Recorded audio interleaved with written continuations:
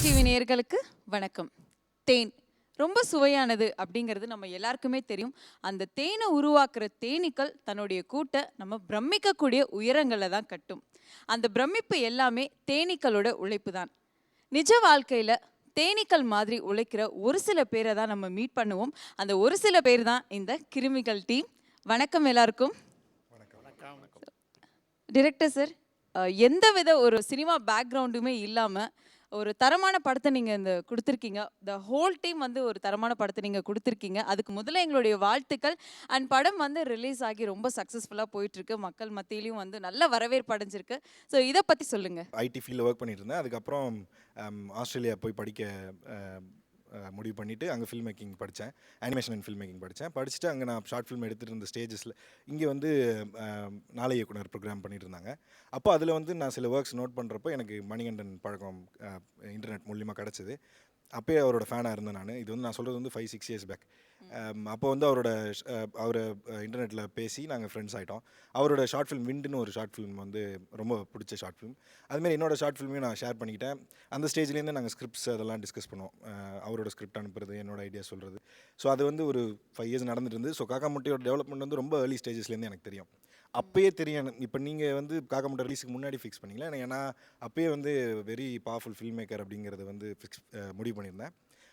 அப்போ அந்த ஃப்ரெண்ட்ஷிப் தொடர்ந்துச்சு. எனக்கு இங்கே வந்து படம் பண்ணணுன்ற விருப்பத்தில் நான் இங்கே வந்திருந்தப்போ அவரோட படத்துக்கு எடிட்டிங்க்கும் கூப்பிட்டுருந்தார் என்ன. அந்த ப்ராசஸ் போயிட்டு இருந்து சைடில் நானும் கதை டெவலப் பண்ணிகிட்டு இருந்தேன். ஸ்டேஜில் கதிரன் ஜிவி பிரகாஷ் வந்து காக்கா முட்டையில் மியூசிக் பண்ணியிருந்தார் இல்லையா, அவங்க கான்டாக்ட் மூலிமா இவங்க வந்து கேட்டிருந்தாங்க கதை. அப்போ அவர் வந்து குற்றமே தண்டனை படத்தில் ஒர்க் பிஸியாக போயிட்டு இருந்ததுனால இன்னும் ரெக்கமெண்ட் பண்ணி அந்த கிடச்ச வாய்ப்பு தான் எனக்கு. அவருக்கு வந்த வாய்ப்பு தான் எனக்கு கொடுத்தாங்க. அதை நான் வந்து அவரு கோரைட் பண்ணியிருக்காரு இந்த படத்தை. கிருமி கதை வந்து நாங்கள் 2 பேரும் சேர்ந்து எழுதி ப்ரொடியூசர்ஸுக்கு இப்போ பிச் பண்ணிவிட்டு அதில் ஸ்டார்ட் பண்ண ப்ராஜெக்ட் தான் அது. கடைசி வரைக்கும் இருந்து முடிச்சாச்சு, நல்லபடியாக வந்துச்சு. நன்றி.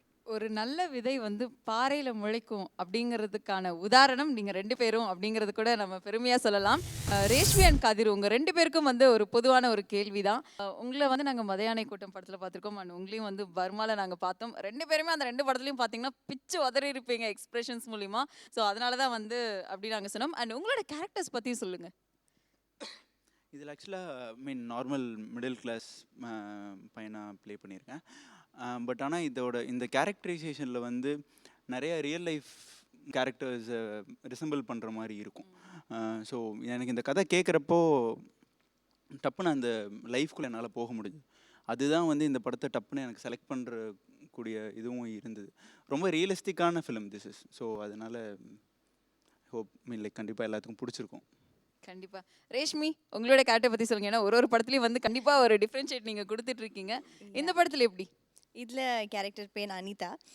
ஒரு ஹவுசிங் போர்ட் காலனிக்குள்ளே போனால் ஒரு நார்மலான ஒரு கேர்ள் பார்த்தா எப்படி இருக்கும் அதே மாதிரி தான். there's nothing new, there's nothing different. ஒரு ஹீரோயின் அது மாதிரி எதுவும் இல்லை. It's very real character because it is real story. So கதையில் தேவையான அளவுக்கு தான் கேரக்டர்ஸ் இருக்குது. So very real actually. அவ்வளோதான். ஓகே. சார்லி அண்ணா சொல்லுங்க தங்கச்சி. வணக்கம். வணக்கம். எப்படி இருக்கீங்க? பிரமாதமா இருக்கேன். நல்லா இருக்கிறேன். பிரமாதமா இருக்கீங்களா? ஒரு படத்துலயும் பயங்கரமா கலக்குறீங்களே, அந்த சீக்ரெட் எப்படி? அது எனக்கு ஃப்ரம் த பிகினிங்லேருந்து ஒரே ஒரு principle. Actor should not search a role, the role should search an actor. அப்படி ஒரு அமைப்பு எந்த நடிகருக்கு கிடைக்குதோ அவங்க தான் ரொம்ப அதிர்ஷ்டம் பண்ணவங்களாம் நான் நம்புகிறேன். நடிகனை தேடி தான் வேடம் போகணும். வேடத்தை தேடி நடிகன் அலைஞ்சான்னா அது சரியாக வராது. எனக்கு இந்த வேஷம் என்னை தேடி வந்த வேஷம். டைரக்டர் வந்து எனக்கு லைன் சொல்லும் பொழுது எனக்கு ரொம்ப பிடிச்சிருந்தது. சார் நான் அவசியம் பண்ணுறேன், எனக்கு பிடிச்ச ரோல் அப்படின்னு சொல்லிட்டு நான் சொல்லிட்டேன். போயிட்டு ஒரு 3 ஹவர்ஸ் கழித்து டைரக்டர் எனக்கு ஃபோன் பண்ணார். சார் நீங்கள் அர்ஜென்ட்டாக ஏதோ கிளம்பிக்கிட்டு இருந்தீங்க, நான் வரும்போது இப்போ புறப்பட்டீங்களா அப்படின்னாரு. ஆமாம் சார் கிளம்பிக்கிட்டு இருக்கிறேன். என்ன அப்படின்னு. இல்லை நீங்கள் நான் வரும்போது தாடியெல்லாம் விட்டு ஒரு கெட்டப்பில் இருந்தீங்க, அதே இது என் படத்துக்கு இருந்தால் நல்லா இருக்கும்னு ஃபீல் பண்ணுறேன் அப்படின்னாரு. நான் டைரக்டர்கிட்ட சொன்னேன், சார் அது கெட்டப்பில் சார், இப்போ நார்மலாக இருக்கேனே இதுதான் சார் கெட்டப்பு, இதுதான் கொஞ்சம் சிரமம், அது யதார்த்தமாக வர்றது தான், நான் அப்படியே வர்றேன் அப்படின்னு சொல்லிட்டு போனேன்.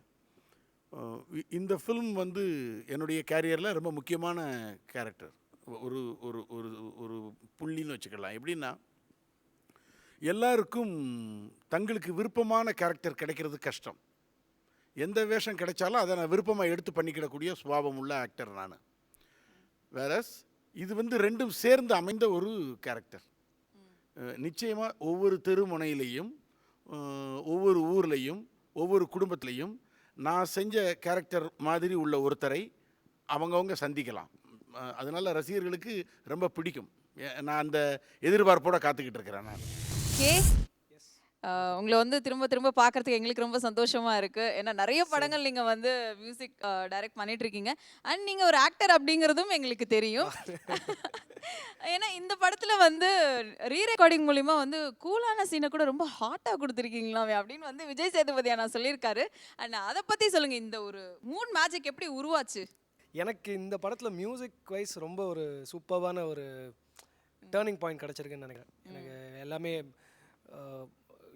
யூஸ்வலாக பண்ணுற ஸ்டைல் தாண்டி வேறு ஒரு ஸ்டைல்ஸ், டிஃப்ரெண்ட் ஸ்டைல்ஸ் எக்ஸ்ப்ளோர் பண்ணியிருக்காருல, பாட்லேயும் சரி பேக்ரவுண்ட் ஸ்கோர்லேயும் சரி. ஸோ அதுக்கேற்ற இது பலன் கிடச்சிருக்குன்னு நினைக்கிறேன். ஓகே, லிரிசிஸ் சார், அண்ட் நீங்கள் இந்த படத்தில் வந்து எந்த பாடல் எழுதியிருக்கீங்க? இந்த படத்தில் நான் 6 பாடல்கள் எழுதியிருக்கிறேன். ஒரு பாடலில் வந்து என்னென்ன ஸ்பெஷல் இருக்குது அப்படின்றத சொல்லிவிடுங்க. இதில் நாணல் பூவாய்னு ஒரு மெலடி சாங் இருக்கும். அடுத்து ஓசி சோரத்தன்னுக்குன்னு ஒரு கானா பாலா சார் அவர்கள் பாடின ஒரு பாட்டு, கானா பாட்டு. இந்த 2 சாங் மட்டும்தான் நான் எழுதினதுக்கப்புறம் அது படமாக்கப்பட்டது. மற்ற எல்லா சாங்குமே வந்து படம் முன்னாடி பண்ணப்பட்டதுக்கு தான் நாங்கள் பாடல் எழுதினோம். அருள்வென்சன் சார் அவங்களோட ஒளிப்பதிவு வந்து ரொம்ப அற்புதமாக இருந்துச்சு. அவரோட டைரக்ஷனில் நான் அந்த சீன்ஸ்லாம் பார்த்தேன். அதுக்கு அப்படி ஆப்டாக எந்த ஒரு சிதைவும் இல்லாமல் டியூன் பண்ணியிருந்தாங்க கே சார் அவங்க. கானாபாலா சார் வந்து மோஸ்ட் ஆஃப் த சாங்ஸ் அவர் பாடுறது எல்லாமே வந்து அவர் எழுதுறதா தான் இருக்கும் இல்லையா? அண்ட் இந்த படத்தில் வந்து எப்படி வந்து அவர் ஒத்துக்கிட்டாரு வேற ஒருத்தங்க எழுதுறத வந்து அவர் பாடுறது, அண்ட் ஃபர்ஸ்ட் அக்செப்ட் பண்ணிக்கிட்டாரு அதை? கண்டிப்பாக அவர் இன்ஃபேக்ட் ரொம்ப பிடிச்சது ஞானக்கரவேலோட வேர்ட்ஸ். எங்களுக்கு எல்லாருக்குமே இந்த சாங்ஸோட பெரிய ஸ்ட்ரென்த் வந்து அவரோட வரிகள். ஸோ அவர் கானாபாலா வந்து அவரோட ஓன் ஸ்டைலில் இது வரைக்கும் இது பண்ணியிருக்காரு. குத்துப்பாட்டு அந்த மாதிரிலாம்.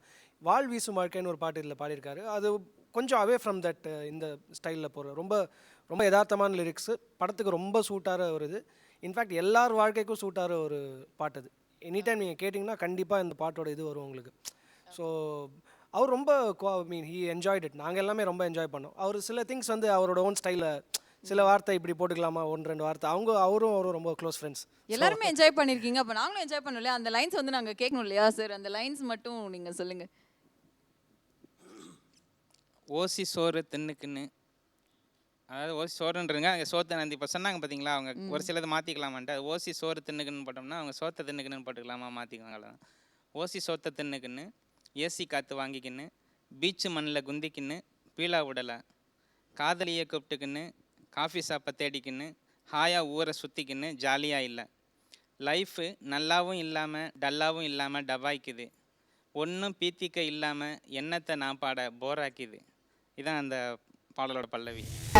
ஒளிப்பதிவு பிதாமகன் அப்படின்னா கண்டிப்பாக நம்ம பி.சி. ஸ்ரீராம் சார் தான் சொல்லுவோம். அண்ட் அவருடைய ஸ்டூடெண்ட் தான் நீங்கள். அண்ட் கம்பன் வீட்டு கட்டுத்தறியும் கவி பாடும்னு நம்ம எல்லாருக்குமே தெரியும். அண்ட் அதே மாதிரி தான் அவரோட ஸ்டூடெண்ட் எல்லாருமே வந்து ரொம்ப தரமானது அப்படிங்கிறது நம்ம எல்லாருக்குமே தெரியும் இல்லையா? ஸோ உங்களுடைய ஒளிப்பதிவு மூலிமா இந்த படம் எந்த அளவுக்கு உயர்ந்திருக்கு அப்படின்றத சொல்லுங்கள். உயர்ந்திருக்கலாம் இல்லை, basically depends upon the director. ஒரு ஃபில்ம்னு எடுத்துக்கிட்டா is the captain of the ship. ஒரு எக்ஸ்ட்ராக்ட் பண்ணுற விஷயம் அவர்கிட்ட இருக்கிற அந்த பவர் இருக்கு இல்லையா, அது டேக் இட் ஃப்ரம் யூ, உங்ககிட்ட இருந்து புழிஞ்சு எடுக்கிற ஒரு விஷயம் இருக்குல்ல, we took it out whatever. In fact இந்த ஒரு படம் தான் எனக்கு சார்கிட்ட வந்து ஒரு பெருமிதமாக ப்ரவுட் டு ஷோ அந்த ஒரு இது. இன்னும் அவர்கிட்ட பேசக்கூட இல்லை, இந்த படம் ஆரம்பித்தது கூட நான் சொல்லலை. எல்லா படத்துக்கும் அவர்கிட்ட போய் மீட் பண்ணி பேசிட்டு இந்த மாதிரி படம், இந்த மாதிரி ப்ரொடியூசர் எல்லா டீட்டெயில்ஸும் சொல்லுவேன். பட் இந்த படம் சொல்லலை. சரி, let me finish the film, அதுக்கப்புறம் அவர்கிட்ட போய் சொல்லலாம் அப்படின்ட்டு. But I am very proud, I can show. In fact அவருக்கு மெசேஜ் நேற்று தான் பண்ணேன். ஸோ அதான் பேசிக்கலி படம் ஆரம்பிக்கும் போது அனுசரன் வந்து ஸோ மச் ஆஃப் கான்ஃபிடென்ட். அந்த ஃபஸ்ட்டு படம்ன்ற அந்த இதுவே இருக்காது. அப்புறம் அஸ் டீம் கொஞ்சம் கொஞ்சமாக அப்படியே ஆரம்பிச்சது. கேமராமேன் வந்து we took long time to choose. நிறைய பேரை பார்த்து இண்டஸ்ட்ரியில் இருக்க எல்லாம் almost I think you met almost everybody. கொஞ்சம் ஓல்டர் அண்ட் யங்கர் எல்லாமே பார்த்தாச்சு. பார்த்துட்டு ஃபைனலாக வென் வி மெட் எனக்கும் ஐ ஃபெல்ட் ஒரு சின்ன இது வந்தது. ஆப்வியஸ்லி அது முக்கியம் இல்லை, he has to feel that way and he felt. So that's how I got into it.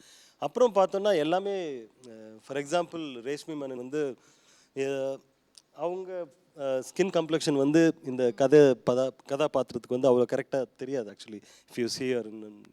So makeup போடுறச்சே நாங்கள் வந்து அதை கொஞ்சம் டம்மி பண்ணணும் அப்படின்ட்டு மேக்கப்னா ஆக்சுவலாக அழகியல் சம்மந்தப்பட்ட ஒரு விஷயத்த கொஞ்சம் அதை அழுக்காக பண்ணணும் அப்படின்னு ட்ரை பண்ணோம். But doesn't work. ஸோ லாஸ்ட்டில் வாட் வி டிசைடட், மேக்கப்பே வேண்டாம், லெட் இட் பி, ஒத்து போகும் அப்படின்ற ஒரு செம கான்ஃபிடென்ட்டாக ஐ டோல் மீ.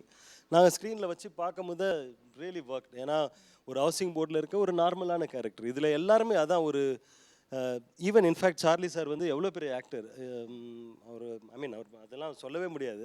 அதனால அவர் கூட உங்களை வந்து சொன்னார் அந்த மாதிரி ஆக்டர்ஸ் வந்து இந்த படத்துல வந்து பாத்தீங்கன்னா ரொம்ப ரியலாவே வந்து இருக்கணும், நீங்க வந்து நடிக்கவே தேவையில்ல, பிஹேவ் பண்ணா போதும் அப்படின்றது சொல்லும் போதே தெரியுது. So அதே மாதிரி தான் ஒளிப்பதிவும் அவர் ஏதோ ஒரு இருந்திருக்கும் சாதாரணமாக வந்து நிற்கிற மாதிரி தான் அந்த க்ரௌடில் இருக்கும். ஆனால் பட் இன்ஃபேக்ட் அதான் ஒரு ஃப்ராங்க்லி ஸ்பீக்கிங் அவ்வளோ பெரிய ஆர்டிஸ்டே வந்து ஒரு 13 டேக்கு வாங்கினார். அவர் ரொம்ப மோசமான டைரக்டர்.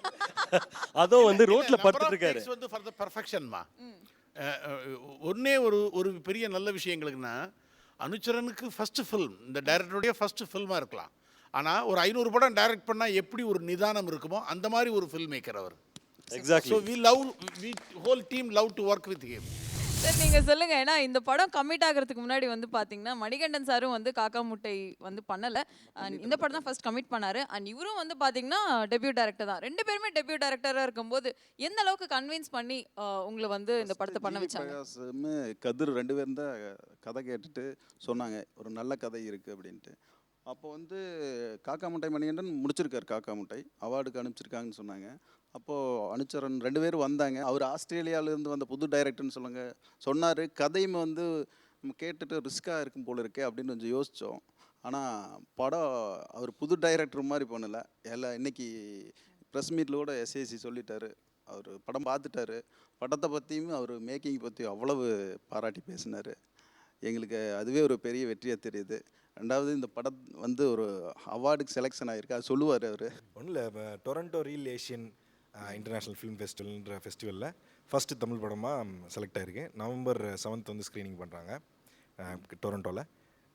அது வந்து பெருமையான ஒரு விஷயமா நினைக்கிறேன். ஏன்னா முதல் தமிழ் படம் வந்து ஒரு ஃபெஸ்டிவலில் செலக்ட் ஆகி இன்டர்நேஷ்னல் ப்ரீமியர் கிடச்சிருக்கு, அதாவது இந்தியாவை தவிர வெளியில். சூப்பர். ஸோ எல்லாருக்குமே வந்து ஒரு பெருமை தேடி தரக்கூடிய ஒரு விஷயம் நீங்க சொல்லியிருக்கீங்க. அண்ட் ரஜினி முருகன் மாதிரி ரஜினி ஜெயராமன் சார் நீங்க, அண்ட் ரஜினி சாரோடைய பாதி வாழ்க்கையில் வந்து நீங்கள் இருந்திருக்கீங்க, அண்ட் விஜய் சார் கூடயும் நீங்கள் இருந்திருக்கீங்க. அண்ட் அவங்க இந்த படத்தை தயாரிக்கும் போது ஏதாவது சொன்னாங்களா? ரஜினி சார்கிட்டையும் சொன்னேன், விஜய் சார்கிட்டையும் சொல்லியிருந்தேன்.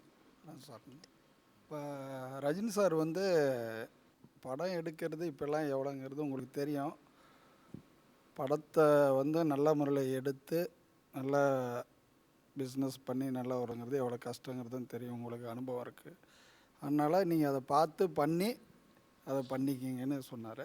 ஸோ விஜய் சார்கிட்டையும் நீங்கள் இருந்திருக்கீங்க. ஆனால் இப்போ இருக்க இளைஞர்கள், அதாவது ஹீரோவாக நடிக்கணும்னு நினைக்கிறவங்க எல்லாருமே வந்து பார்த்தீங்கன்னா விஜய் சார் மாதிரி டான்ஸ் பண்ணணும், ரஜினி சார் மாதிரி ஸ்டைல் வச்சுக்கணும், இந்த மாதிரியான ஒரு குவாலிட்டிஸ் வச்சுட்டு தான் வராங்க.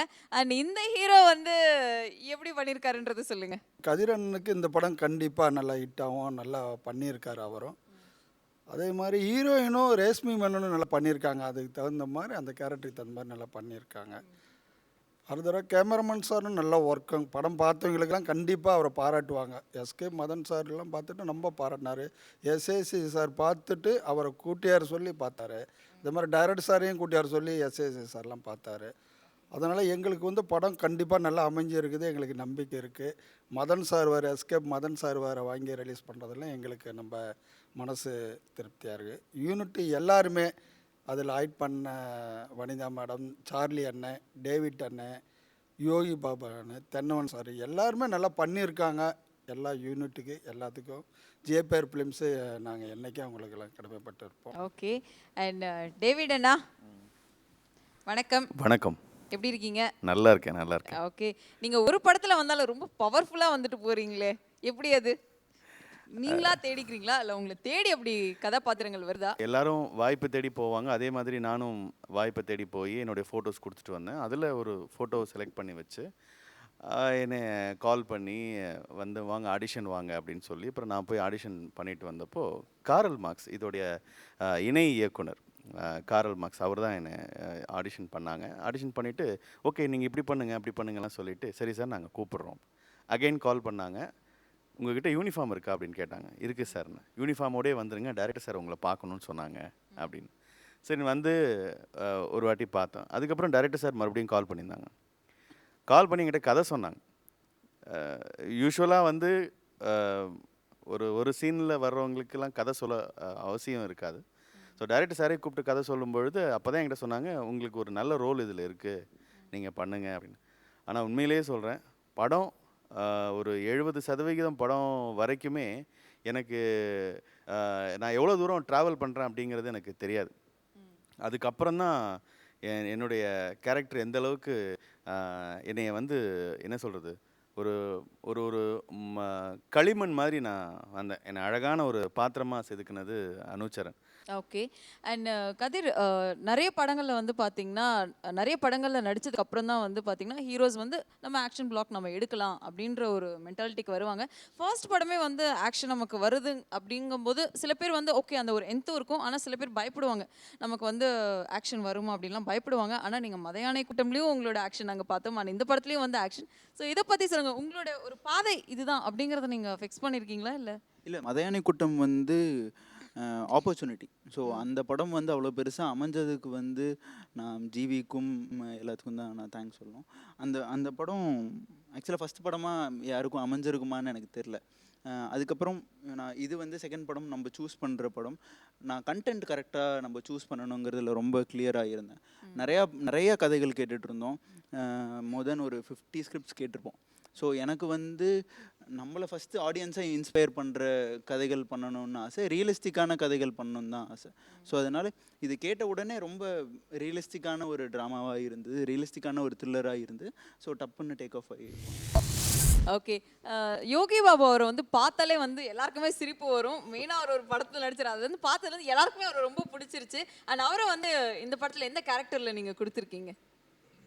கதிரோட ஃப்ரெண்டாக வராரு. பட் அவரை வந்து எனக்கு காமெடியாக பார்க்க முடியல. அவரை மீட் பண்ணப்பையும் சரி, அவரோட காக்கா முட்டையில் அவரோட ரோல் தெரியும் எனக்கு. காக்கா முட்டை படம் நான் ரொம்ப முன்னாடி பார்த்துருந்தேன். அவர் வந்து நான் அகைன் முன்னாடியே சொன்ன மாதிரி சப்போர்ட்டிங் ஆர்டிஸ்ட்டாக தான் பார்க்குறேன். ஸோ அவருக்கு தனியாக ஒரு லைஃப் இருக்கும் அந்த படத்தில், ஒரு ஹிடனாக ஒரு இருக்கு. படம் பார்த்தவங்களுக்கு தெரியும்.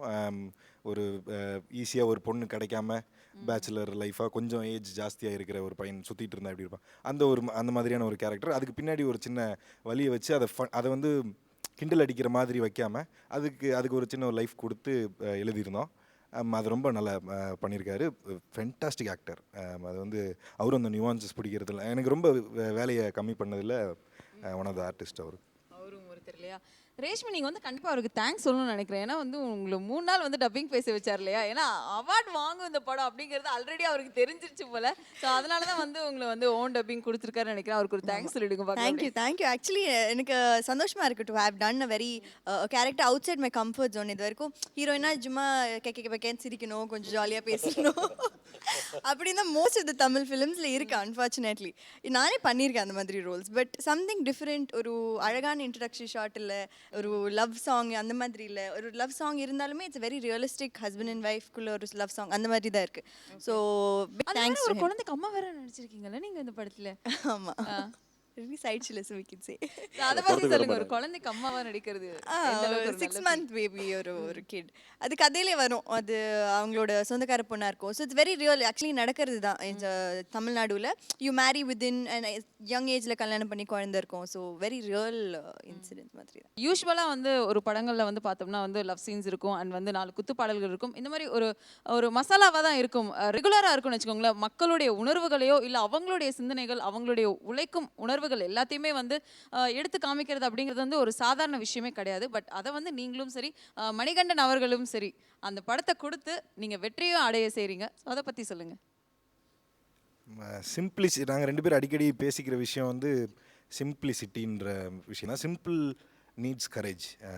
அது சிம்பிளாக ஒரு விஷயத்தை செய்கிறதுக்கு பெரிய தைரியம் வேணும், எல்லாராலையும் செஞ்சிட முடியாதுன்றது வந்து ரொம்ப ஸ்ட்ராங்கான ஒரு கருத்து. அதை வந்து இப்போ நம்ம வந்து ஒரு சீன் சிம்பிளாக இருக்குதுன்னு பேசுகிறோம், ஆனால் அதுக்கு பின்னாடி இருக்கிற மெனக்கெடுதல் வந்து ரொம்ப ஜாஸ்தியாக இருக்கும் இல்லையா? அது அப்புறம் கதைகள்லையுமே வந்து சிம்பிளிசிட்டி ஹைலைட் பண்ணி ஒரு சின்ன எமோஷன்ஸையும் டீல் பண்ணுங்கிறதுல ரொம்ப ஆர்வமாக இருப்போம். நம்மளுடைய தமிழ்நாட்டில் வந்து மக்கள் தொகை வந்து 8 கோடி அப்படின்னா 7 கோடி மக்கள் வந்து எதிர்பார்க்குற படமாக தான் வந்து நீங்களும் மணிகண்டன் சாரும் கொடுத்துட்ருக்கீங்க. அண்ட் இந்த பயணம் வந்து தொடரணும் அப்படின்றது வந்து நாங்களும் ஆசைப்படுறோம். அண்ட் ரொம்ப பெருமையாகவும் இருக்குது. அண்ட் தமிழர்களுக்கான ஒரு படமாக தான் இந்த கிருமி படமும் இருக்குது. அண்ட் இந்த படம் வந்து வெற்றி அடைஞ்சு திருப்பி உங்களை நாங்கள் வந்து வெற்றி விழாவில் சந்திக்கிறோம் அப்படின்னு சொல்லிட்டு நாங்கள் கலைஞர் டிவி சார்பாகவும் நேர்கள் சார்பாகவும் வந்து உங்களை நாங்கள் வாழ்த்திக்கிறோம். And thank you so much. ரொம்ப நன்றி. தேங்க்யூ.